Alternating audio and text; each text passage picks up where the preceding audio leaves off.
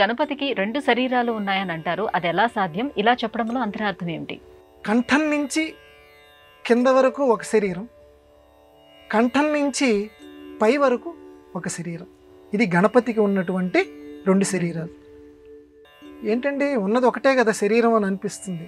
కానీ లోకంలో ప్రకృతి పురుషుడు అని ఒక సిద్ధాంతం మనకుంది. ప్రకృతి అమ్మవారు పార్వతీదేవి, పురుషుడు శివుడు. ప్రకృతికి సంబంధించినటువంటిది వినాయకుడిలో ఈ కంఠం దగ్గర నుంచి కిందగా ఉన్నటువంటి శరీరం ప్రకృతికి సంబంధించినటువంటి శరీరం, అమ్మవారికి సంబంధించిన శరీరం. ఈ కంఠం నుంచి పైకి ఉన్నటువంటి శరీరం శివుడికి సంబంధించినటువంటిది. శివుడికి ఎలాగండి, ఇది పార్వతికి సంబంధించి ఎలాగండి అని మనకు వస్తుంది. గజం అనేటువంటి పదమే చాలా చిత్రమైందని చెప్పి వేదాంతులు చెప్తారు. గజం కొంచెం తిరగేస్తే జగం. అటు ప్రతీకాత్మకం మన వాళ్ళు అంతరార్థాలు బాగా చెప్పారు. అందువల్ల జగం గజం నా గచ్చతి అంటే చలించనటువంటిది, చలించేటువంటిది.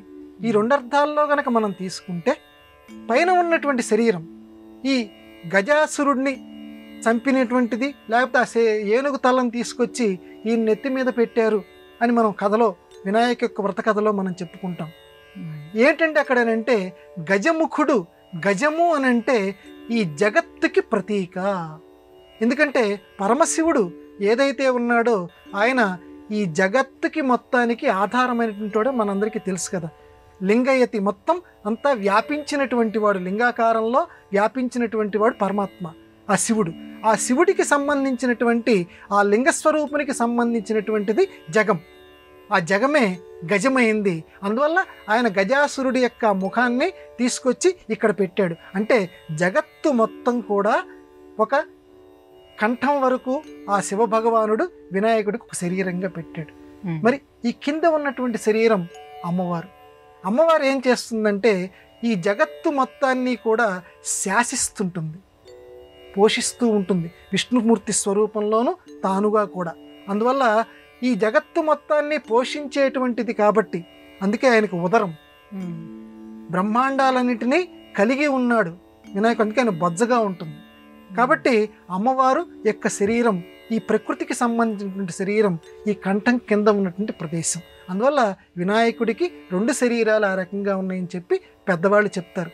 అంటే ఇక్కడ అర్థం మనం ఏం చేసుకోవాలంటే శివపార్వతుల యొక్క కుమారుడు వినాయకుడు.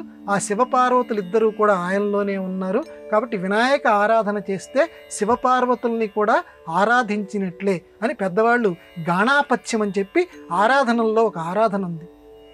సౌరము, గాణాపత్యం ఇలాంటి ఆరాధనల్లో, గాణాపత్య ఆరాధనలో ఇది ప్రధానంగా ఈ శరీరాలని చూస్తారమ్మా. అందులో ఉన్నటువంటిదే ఇప్పుడు మీరు చెప్పినటువంటి ప్రస్తావన.